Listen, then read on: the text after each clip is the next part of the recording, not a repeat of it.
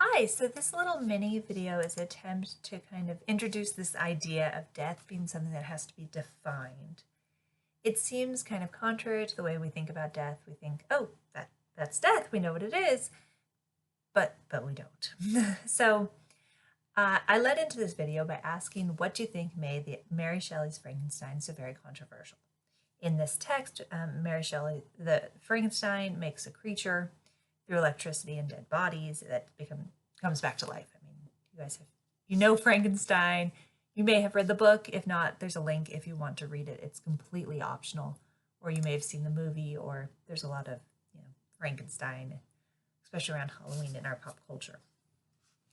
Now, Frankenstein is kind of an old text now, so it tends not to strike you as something that is really wild. It was for its time, because first of all, working with dead bodies was pretty illegal, frowned upon by the church, and the idea that you could use electricity, which was in itself new, to do something like bring life to the dead was wild.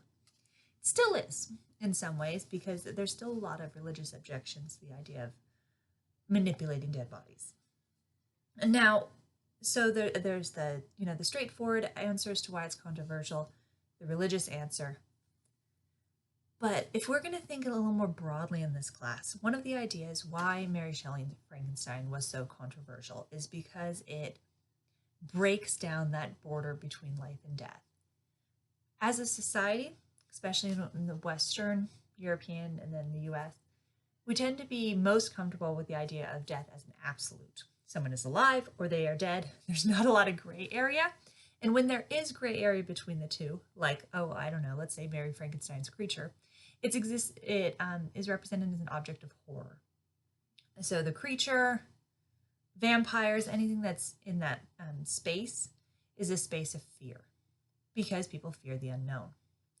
Now, there are obviously other answers to what is death.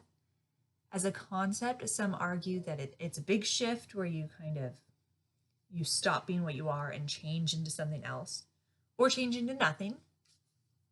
There's also a philosophical point of view where you're continuing as kind of atoms of the universe.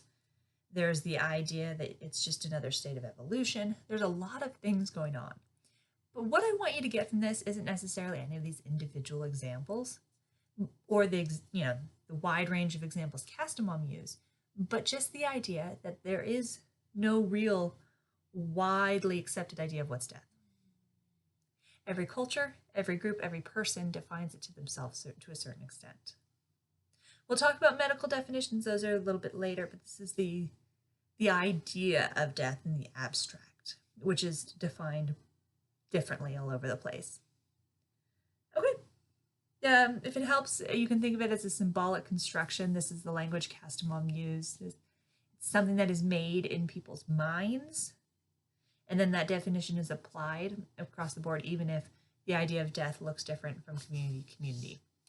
When we get to the medical definitions, this might help clear up the fuzziness, but the takeaway that I want you to take away from this little mini lecture is the idea that death is defined differently in different places, and there's no real concrete idea of what it means.